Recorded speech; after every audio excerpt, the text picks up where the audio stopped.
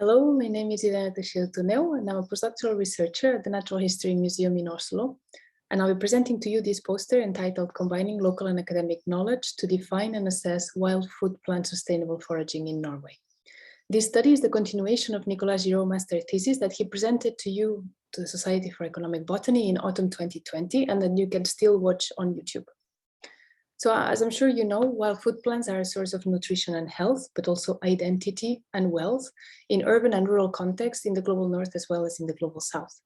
When we started wondering about issues on sustainability of foraging in Norway, together with the Norwegian Association for Mycology and Foraging, we realized that these issues had been approached from very different angles in the social sciences and the natural sciences, and that little had been published about how foragers themselves define sustainability.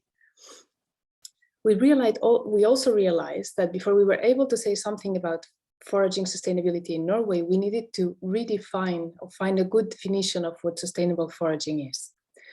But why Norway?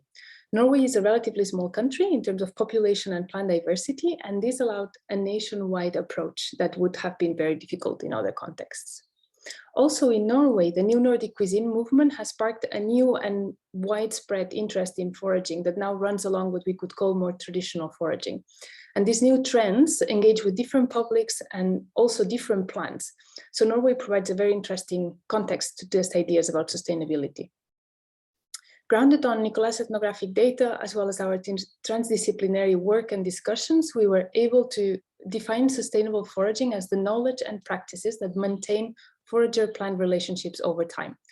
This definition encompasses not only ecological, but also social and health dimensions. For example, foraging is not sustainable if plants have been polluted and can be bad for human health. And foraging is sustainable if it promotes a lifestyle away from market consumerism. We also took a step forward and we represented the considerations that foragers take when they are foraging sustainably. So first, they consider alien and native plants differently.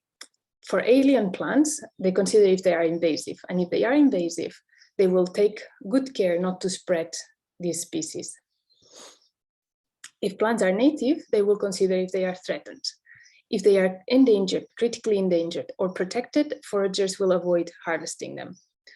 If they aren't, then they will consider if foraging has an impact, can be damaging to the plant individual's survival. So for example, they will be very careful, or there is specific knowledge to harvest bark, roots, or sap. Finally, foragers in a specific location will evaluate the abundance of a particular species and never deplete populations locally at the local scale. They will always leave enough produce not only for other foragers that may come after them, but also for the local fauna. Making this decision-making process explicit allowed us to clearly visualize a problematic case, and that is when ethnospecies correspond to generic complexes and not to specific botanically defined species. In those cases, we have this collaboration with the Norwegian Association for Mycology and Foraging to provide specific training on identifying those problematic cases, let's say. What we also did is combine this decision flow, avoiding the last step on the local level, with data on plant ecology and conservation, and we used the number of use reports as an approximation for plant foraging popularity, and we combined this with the knowledge per plant species in order to assess the sustainability, if there are issues on sustainability per plant.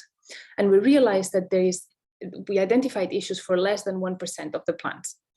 So what this research taught us, first of all, is that foraging in general does not pose a pressing threat to Norwegian biodiversity, because the plants that are most often foraged are common and abundant, and local ecological knowledge and moral judgments guide the foraging of vulnerable plants. Combining different research approaches allowed us to create new knowledge that is going to be useful to the foraging community.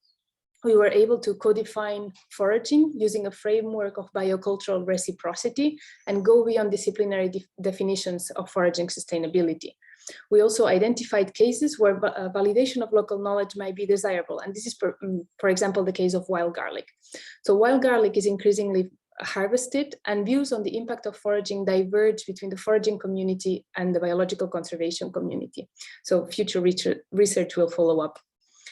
And finally, our results will serve as a new communication and education tool about low-impact foraging knowledge and practice. To conclude, I would like to highlight how a transdisciplinary approach has helped us address issues of taxonomy, scale, and discipline. Thank you very much, and please do not hesitate to contact us, me or Nicola, or the rest of the team if you would like to learn more.